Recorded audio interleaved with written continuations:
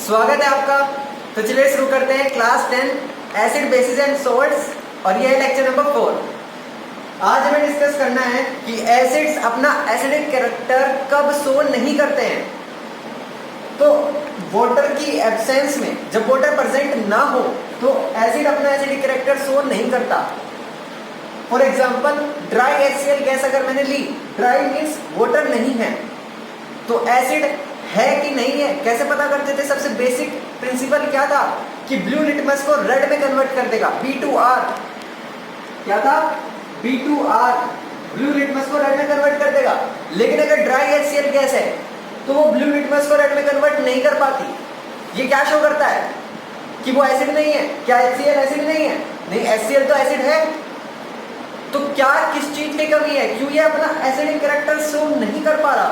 क्या बोला मैंने? फिर से रिपीट कर रहा हूं, क्यों ये अपना एसिडिक कैरेक्टर शो नहीं कर पा रहा? इसका मतलब यहाँ पर वाटर प्रेजेंट नहीं है, एसिड तो है लेकिन एसिडिक कैरेक्टरिस्टिक शो नहीं कर रहा।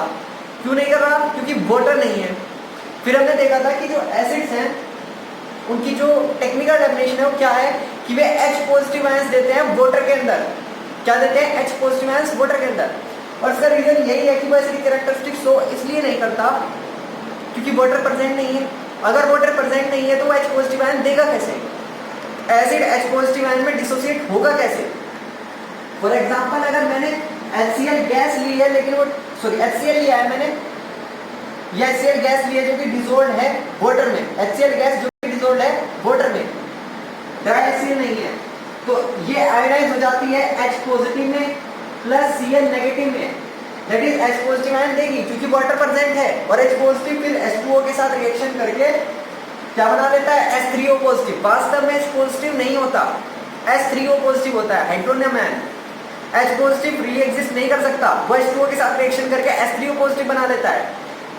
बट फॉर सिंप्लिसिटी हम H पॉजिटिव ही बोलते हैं। तो इसका आपको टॉपिक का पता चल गया, इसका रीजन भी पता चल गया कि आखिर ऐसा होता क्यों है, वो एसिडिक कैरेक्टरिस्टिक्स शो क्यों नहीं करता। क्योंकि एसिड वो है जो H पॉजिटिव आयन दे और कहाँ देता है? वाटर में। वाटर ही नहीं है तो बस फिर वो एसिडिक कैरेक्टरिस्टिक्स शो नहीं करेगा।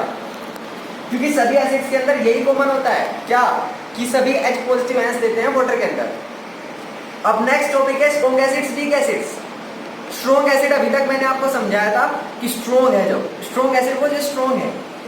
अब इसकी टेक्निकल डेफिनेशन देखते हैं स्ट्रॉन्ग एसिड क्या है, क्योंकि अब हमने एसिड की टेक्निकल डेफिनेशन देख ली है तो स्ट्रॉन्ग एसिड की भी देख सकते हैं। क्या? एसिड वो है जो H पॉजिटिव आयन दे, तो स्ट्रॉन्ग एसिड वो है जो कंप्लीटली आयनाइज हो। फॉर एग्जांपल HCl एक स्ट्रॉन्ग एसिड है, ये कंप्लीटली आयनाइज हो जाता है। जो एसिड कंप्लीटली आयनाइज हो जाए वाटर में और large number of H positive ions दे उसे हम बोलते हैं स्ट्रॉन्ग एसिड। फिर से रिपीट कर रहा हूं, कोई भी एसिड चाहे वो कितना ही स्ट्रॉन्ग हो वो कंप्लीटली आयनाइज कभी नहीं होता। 99.999% हो जाएगा लेकिन कभी भी कंप्लीट नहीं होगा। इसलिए मैंने बोला large number of H positive ions देगा, तो ये भी कंप्लीटली आयनाइज नहीं होता, लेकिन हम कंप्लीटली आयनाइज कह देते हैं क्योंकि 99.9 और 100 में इतना अंतर नहीं है।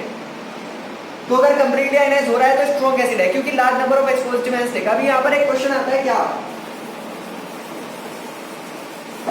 हर टॉपिक एक क्वेश्चन है और उसका आंसर आपको समझ के आएगा। तो सेकंड यहाँ पर टॉपिक हमारा है या क्वेश्चन हमारा है कि स्ट्रॉन्ग एसिड्स स्ट्रॉन्ग इलेक्ट्रोलाइट होते हैं। स्ट्रॉन्ग एसिड्स स्ट्रॉन्ग इलेक्ट्रोलाइट होते हैं। अब ये इलेक्ट्रोलाइट क्या है? इलेक्ट्रोलाइट वे सॉल्यूशंस हैं जो कि इलेक्ट्रिसिटी कंडक्ट कराते हैं अपने अंदर से। वही फिर से कहूंगा, लाइटिंग और पंखे की आवाज आ रही होगी, ये सब इलेक्ट्रिसिटी का ही कमाल है। तो सॉल्यूशन में इलेक्ट्रिसिटी कंडक्ट वे सॉल्यूशंस जो कि इलेक्ट्रिसिटी कंडक्ट कराते हैं उन्हें हम इलेक्ट्रोलाइट बोलते हैं। तो acidic solution means acid plus water electricity conduct कराएगा। और मैं बोला कि स्ट्रॉन्ग एसिड्स, तो स्ट्रॉन्ग एसिड्स स्ट्रॉन्ग इलेक्ट्रोलाइट्स है, मतलब बहुत ज्यादा अमाउंट में इलेक्ट्रिसिटी अपने अंदर से कंडक्ट कराते हैं as compare to weak electrolyte के कंपैरिजन में। इसका रीजन अभी बताया मैंने। कब बताया? जब इसकी डेफिनेशन बताई। Strong acids large number of H positive ions देते हैं। अब ध्यान से सुनना, एक होते हैं मेटल्स, उनके अंदर इलेक्ट्रिसिटी कौन कंडक्ट कराता है? इलेक्ट्रॉन्स। ये मेटल्स के अंदर इलेक्ट्रिसिटी कंडक्ट कराता है, मेटल्स के अंदर। लेकिन अगर कोई सॉल्यूशन हो, सॉल्यूशन उस सॉल्यूशन के अंदर कौन इलेक्ट्रिसिटी कंडक्ट कराएगा? वहां पर कराता है ions, iOS, ions, ions electricity conduct कराता है, जैसे H पॉजिटिव Cl नेगेटिव वगैरह वगैरह। अब सारा खेल मैं बता रहा हूं एसिडिक सॉल्यूशन का, दैट इज आयंस की बात होगी। और strong electrolyte H positive ions large amount में देता है, जबकि वीक एसिड स्मॉल अमाउंट में हाइड्रोजन आयंस देता है। तो कौन सा ज्यादा इलेक्ट्रिसिटी कंडक्ट कराएगा? जिसके पास आयंस ज्यादा होंगे। आयंस किसके पास ज्यादा है? Strong electrolyte. So that's why strong electrolyte है कौन? Strong acid. स्ट्रॉन्ग एसिड के एग्जांपल्स आपको पता है HCl, HNO3, H2SO4 and so on. ये तीन फेमस आपके एसिड्स हैं। मिनरल एसिड्स के अंदर बोलते हैं all strong acids are mineral acids, या all mineral acids are strong acids. देखिएगा, कमेंट में बताइएगा। अब आगे बढ़ते हैं, वीक एसिड्स की तरफ जाते हैं। वीक एसिड्स, सबसे पहले एग्जांपल देख लीजिए, क्योंकि वीक एसिड तो आपको मैंने पहले ही बता दिया, वीक एसिड वो है जो कि पार्शियली आयनाइज होता है, कंप्लीटली आयनाइज नहीं होता, इसलिए स्ट्रॉन्ग इलेक्ट्रोलाइट भी नहीं होगा।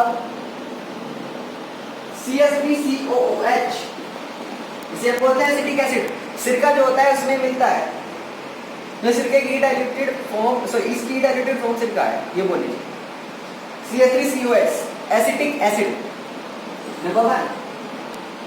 नंबर 2 H2CO3, इसका भी हमने डिस्कसमेंट किया था पिछले लेक्चर में, कार्बोनिक एसिड। थर्ड है H2SO3, ये है सल्फरस एसिड और ये है कार्बोनिक एसिड।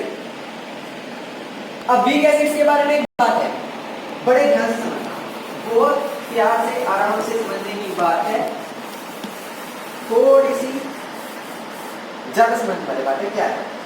देखो, मैं ये कह रहा हूं, अगर आप किसी कंसंट्रेटेड एसिड को डाइल्यूट करते हो, कंसंट्रेटेड एसिड का मतलब है उसमें minimum amount of water present है, ना के बराबर वाटर है।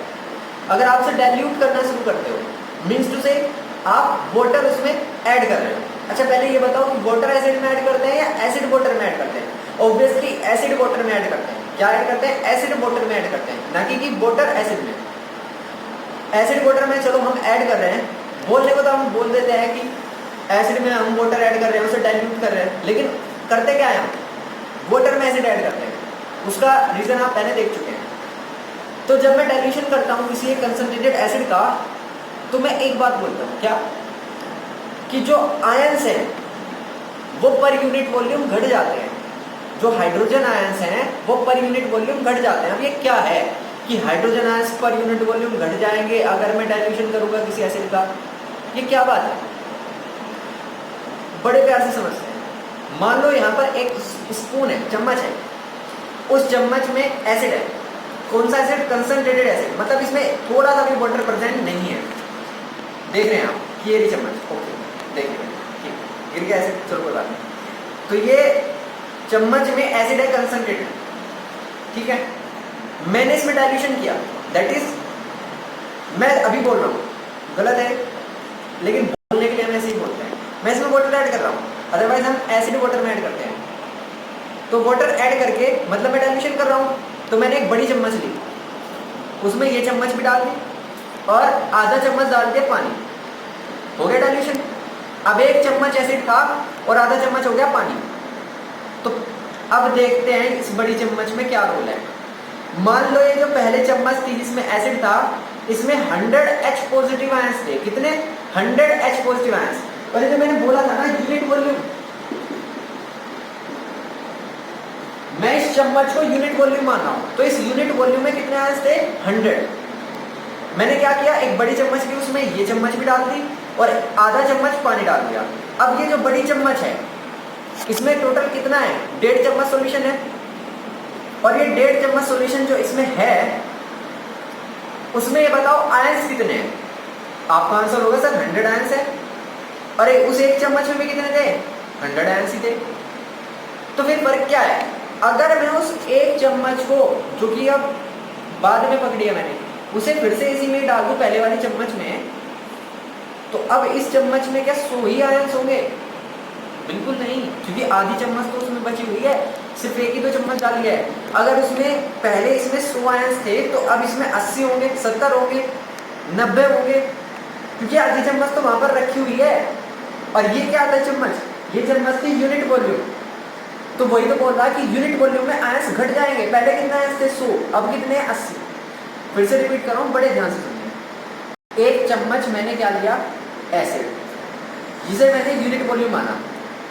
मैंने एक दूसरी चम्मच ली, उसमें से आधा मतलब एक दूसरी चम्मच ली, आधा चम्मच उसमें वाटर डाला और एक ये पूरी चम्मच एसिड डाल दिया। ठीक है, अब ये पूरा 1.5 चम्मच इस चम्मच में है। ओके, अब मैं इसे फिर से इसमें डाल रहा हूँ, पहले वाली चम्मच में।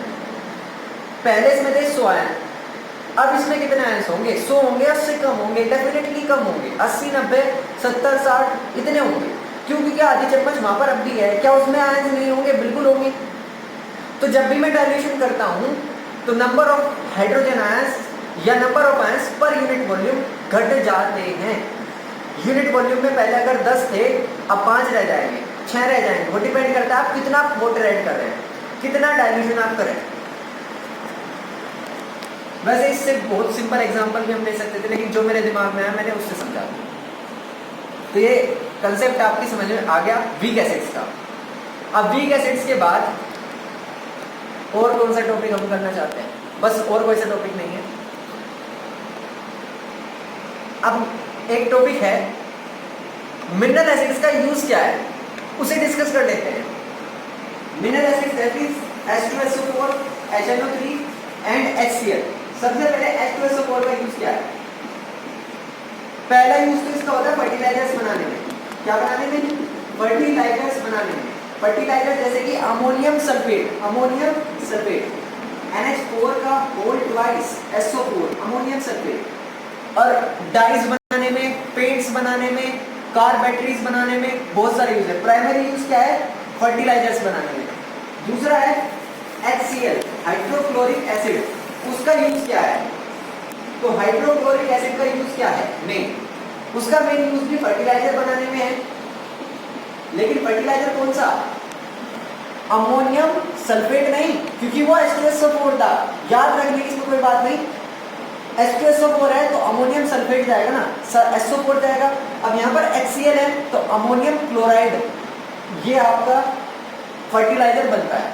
किससे? HCl से। दूसरा यूज है इसका, प्राइमरी यूज TNT बनाने में, इसे बोलते हैं ट्राई नाइट्रोटोल्यूइन। ये एक्सप्लोजिव है, विस्फोटक है।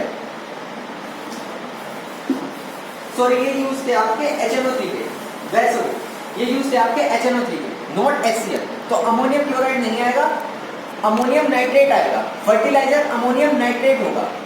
फर्टिलाइजर किसका है? Ammonium nitrate. और दूसरा यूज ये ट्राई नाइट्रोटोल्यूइन। देखो इसी से मेरे को याद आया, ट्राई नाइट्रोटोल्यूइन, नाइट्रो, इसमें कहीं भी HCl क्लोरीन ग्रुप तो यहाँ पर आया ही नहीं है। तो इसका मतलब ये HNO3 के यूजेस है, ट्राई नाइट्रोटोल्यूइन, क्योंकि नाइट्रो ग्रुप, नाइट्रोजन वहीं पर है। अब थर्ड आता है HCl, हाइड्रोक्लोरिक एसिड। इसके यूजेस क्या है? तो इसका यूज होता है स्टील को साफ करने में, उससे जो मतलब उसमें गंदगी लगी हुई है उसे हटाने में, और जो मतलब बॉयलर्स होते हैं उनसे स्केल को रिमूव करने में उसका यूज होता है। तो पढ़ाई करते रहिए।